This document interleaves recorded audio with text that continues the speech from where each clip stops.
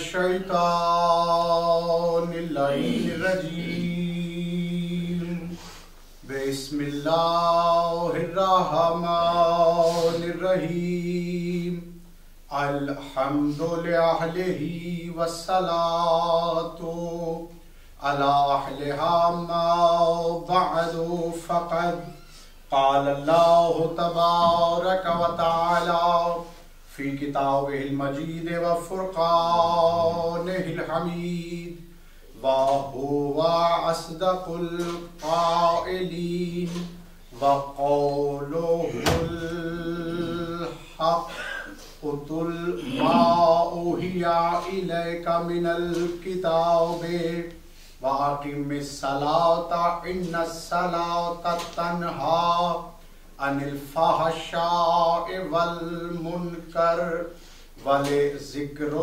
اللہ اکبر صلوات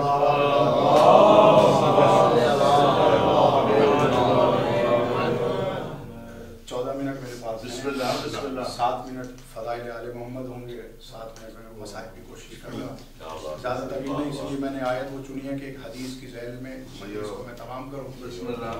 سورہ عنکبوت سے ایک آیت تلاوت کا شرف حاصل کیا ہے میں نے اپنے حبیب سے۔ اللہ کہہ رہا ہے اتل ما اوحی الیک من الکتاب، میرے حبیب آپ الکتاب میں سے جو آپ پر وحی کیا گیا ہے آپ اس کی تلاوت کریں۔ اقیم الصلاۃ، اور صلاۃ کو قائم کریں۔ اب یہ میرا اور آپ کا کوئی دین نہیں ہے کہ ہم اس میں دخل اندازی کریں، مولا سے ہی پوچھتے ہیں کہ مولا صلاۃ ہے کیا، تو مولا صرف یہ فرماتے ہیں کہ انا صلاۃ المومنین، میں ہی ہوں جو مومنین کی صلاۃ ہے۔ اور مولا خطبہ نورانیہ میں ہے کہ قرآن میں جو ہے اقیم الصلاۃ وہی ولایت ہی، کہ جو اقیم الصلاۃ ہے وہ میری ولایت ہے۔ وآتیت الزکوٰۃ سے مراد میرے بیٹوں کی ولایت ہے۔ اب آئیے اس آیت کا ترجمہ اس ذیل میں کروں کہ اللہ کہہ رہا ہے میرے حبیب ہم نے جو آپ پر الکتاب میں سے وحی کیا ہے اس کی تلاوت کریں۔ اب یہ بھی بتاؤں الکتاب کیا ہے اور جو وحی ہوا ہے وہ کیا ہے۔ احادیث مولا میں جب اس کی تفسیر پڑھی تو یہ ملتا ہے کہ یعنی اس سے مراد یہ ہے اتل اوحی الیک من فضائل علی ابن ابی طالب، میرے حبیب آپ پر جو علی کے فضائل میں سے وحی کیا وہ انہیں سنا دیں۔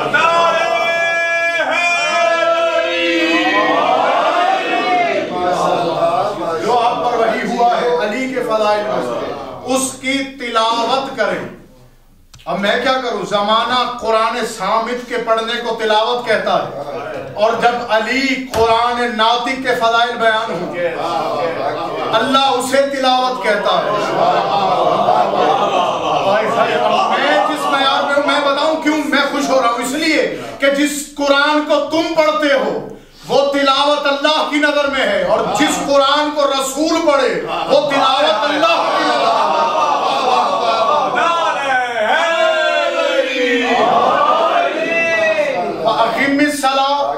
میرے حبیب صلاۃ کو قائم کرو، یعنی علی کی ولایت کو قائم کرو۔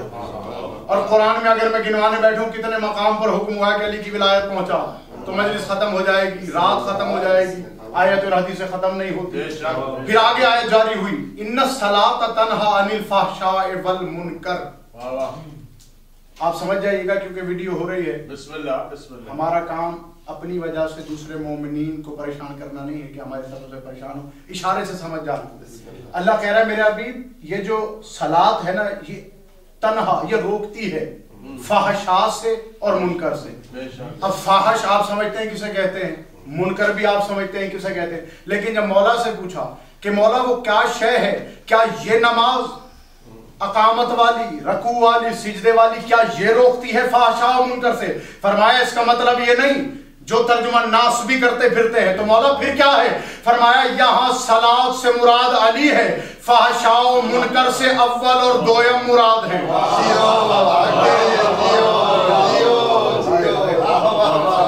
یہی حق ہے، فحشاء اور منکر سے پہلا اور دوسرے نمبر والا مراد ہے. اب آئیے پھر فرمایا والے ذکر ہو اللہ اکبر, اور میرے حبیب ذکر ہی تو اللہ اکبر ہے. ہوٹل میں ذکر ہو رہا تھا کہ کسی نے سرکار سے پوچھا, چوتھے امام سے, کہ مولا یہ بتائیے اپنے بھائی علی اکبر کا کوئی فضائل بیان ہو. تو مولا نے فرمایا علی اکبر کا فضائل سنے گا؟ میں تو بس سن, جو نظر نہ آئے وہ اللہ اکبر, جو نظر آ جائے وہ علی اکبر, جو نظر آ جائے وہ اللہ اکبر. 2-3 منٹ اور ہیں, میں انشاءاللہ بیان کروں. بڑی تیزی کے ساتھ, روانی کے ساتھ بیان کرتا ہوں. بڑی محنت کے ساتھ یہاں مومن جمع ہیں, آتے ہیں, ذکر کرتے ہیں مولا کا. اور یہ ذکر اس کے سبب سے جو تکلیف طاغوت کو اور جبت کو ہوتی ہے اس کا آپ اندازہ نہیں لگا. سرکار سے میرے مولا سے پوچھا صلاۃ کے بارے میں. آج کل بڑا چرچا ہوتا ہے کہ ولایت فقیہ اور ولایت ائمہ کے بارے میں, اس کے بارے میں ایک چھوٹی سی بات میں بیان کر کے جاؤں کہ یہ جو اللہ اکبر ہے, اللہ اکبر یہ اصل میں ہے کیا, اس کی حقیقت کیا ہے. جب رسول اکرم معراج پہ گئے تو مولا فرماتے ہیں کہ جب معراج پہ جانے لگے, پہلے آسمان اور دوسرے آسمان تک پہنچنے کے لیے اللہ نے نور کی ایک ناقہ نازل کی. علل الشرائع کی 2 جلد پہلے باب الصلاۃ سے میں لے کر پڑھ رہا ہوں. اور مومن طاق اور سدیر سیرفی جیسے صحابہ نے اس روایت کو نقل کیا. کہتے ہیں کہ 40 نور انوار, 40 مختلف رنگ کے نور نے اس ناکے کو گھیر لیا, اور ان نوروں نے عرش کو گھیرا ہوا تھا, اور رسول اس پہ سوار ہوئے. اور مولا نے یہ فرمایا کہ وہ نور اس قدر قوی تھا کہ کوئی دیکھنے والی آنکھ اس نور کی طرف دیکھ نہیں سکتی. تو اس بات سے ایک بات کا اندازہ لگائیے, جس رسول کی سواری کا نور ایسا ہو اس کی طرف دیکھا نہ جا سکے, پھر وہ رسول ہم جیسا بشر ہوگا کیا؟ پہلے اس کی سواریوں کو سمجھو, اور پھر رسول جن کے لیے سواری بنے وہ کیا ایسے بس بار پہنچے رسول, جلدی جلدی آسمانوں پہ پہنچے. ہر آسمان کے ملائکہ, 7 آسمان ہے, ہر آسمان کے ملائکہ جب رسول کی خدمت میں آتے تو آتے ہی سجدہ کرتے. سجدہ کرنے کے بعد کہتے سبوح قدوس رب الملائکۃ والروح, اور فوراً کھڑے ہو کے سلام کرتے. سلام کرنے کے بعد کہتے یا رسول اللہ آپ کے بھائی علی کا کیا حال ہے؟ اور رسول ان سے پوچھتے تھے کہ کیا تم علی کو جانتے ہو؟ اب جو ملائکہ کہتے ہیں, کتاب گواہ ہے, گھروں میں جا کے بے شک پڑھنا. آج کل دور تو یہ نہیں رہا کہ مولوی کے محتاج رہو, کتب خانوں کے محتاج رہو, انٹرنیٹ پہ لکھو کتاب سامنے آ جاتی ہے. جتنی تیزی سے شر بڑھ رہا ہے اتنی تیزی سے ذرائع ہدایت کے بھی بڑھ رہے ہیں. ہم اگر استعمال نہ کریں, ہم سستی کریں, تو یہ ہمارا قصر ہے, یہ ہماری مقصریت ہے اندر کی کہ ہم کوشش نہیں کرتے. بہرحال ہر فرشتہ سجدہ بھی کرتا, سلام کرتا, اور پھر علی کے بارے میں پوچھتا. تو رسول اللہ کہتے کیا تم علی کو جانتے ہو؟ تو کہتے یا رسول اللہ علی کو کیسے نہ جانے, آپ کے بدولت, علی کی بدولت اور آپ کے شیعوں کی بدولت تو ہمیں یہ مقام عطا ہوئے ہیں. رسول اللہ فرمائے کیا مطلب؟ کہا یا رسول اللہ آپ کی ولایت, آپ کے بھائی علی کی ولایت اور آپ کے شیعوں کے چہروں کو ہم اپنی نماز کے اوقات میں 5 مرتبہ دیکھتے ہیں. 5 مرتبہ دیکھتے ہیں. اور یہ بریکٹ میں انہوں نے لکھا عربی میں بھی, اردو ترجمے میں بھی, کہ نماز کے اوقات میں شیعوں کے چہروں کو ملائکہ دیکھتے ہیں.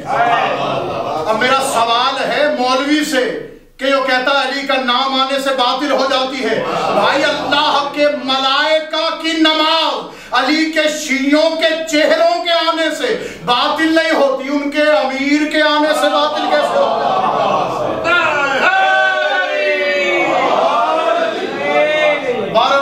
جلدی جلدی رسول اکرم آئے, ہر ایک میں بات میں توجیہ ہے, وہ میں توجیہ چھوڑ رہا ہوں, گھروں میں جا کے پڑھیے گا ضرور. جب رسول اللہ پہنچے نا عرش پہ تو حکم ہوا کہ میرے حبیب آپ اپنے دونوں ہاتھ گھٹنوں پہ رکھیں.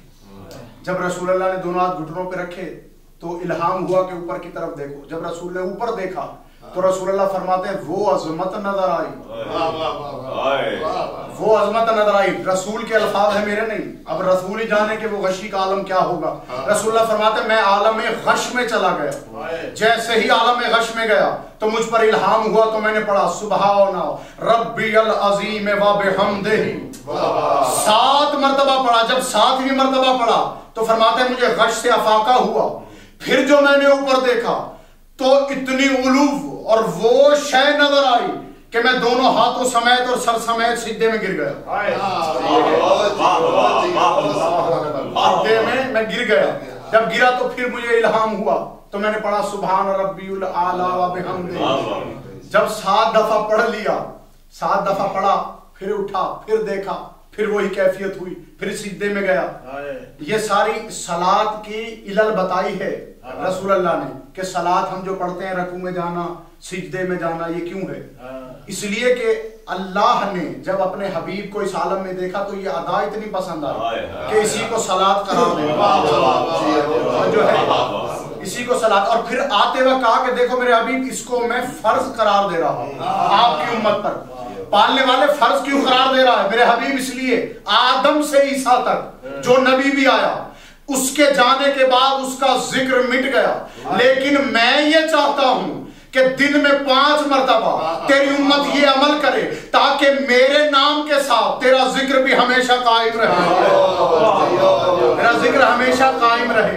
معراج کے واقعات میں یہ حدیث ملتی ہے. جب رسول اللہ معراج سے واپس آئے، آخری بات اور ختم ہو گئی مجلس، آئے تو کہا کہ یا علی، محفل بھری پڑی ہے صحابہ سے، یا علی جی یا رسول اللہ قبلہ سادات کیا بات ہے؟ کہا یا علی اللہ سے میں نے 5 سوال کیے اور 5 میں تجھے اپنا شریک ہونے کے لیے دعا کی، سفارش کی. اللہ نے 4 مانی، 1 رد کر دی. اسی باب سے اگلے باب میں فوراً یہ حدیث موجود ہے. 1 رد کر دی، ساری نہیں پڑھتا وقت نہیں. چوتھی، یا رسول اللہ کیا مانگا؟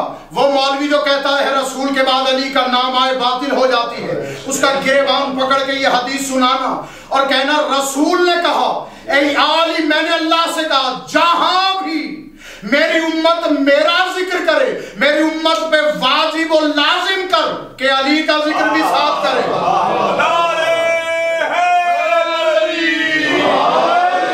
علی کا ذکر بھی میرے ساتھ کرے. اور پھر یا علی اللہ نے میری آخری دعا کو، آخری سفارش کو، آخری بات کو رد کر دیا. یا رسول اللہ وہ کون سی؟ میں اس لیے کہ میں نے کہا پالنے والے دنیا کی ہر شے کے دل میں میری محبت ڈالی ہے، علی کی محبت بھی ہر بشر، ہر ملک، ہر جاندار کے دل میں ڈال دے. اللہ نے کہا میرے حبیب یہ نہیں ہو سکتا. فرمایا کیوں میرے مالک؟ فرمایا اس لیے کہ حرامی کے دل میں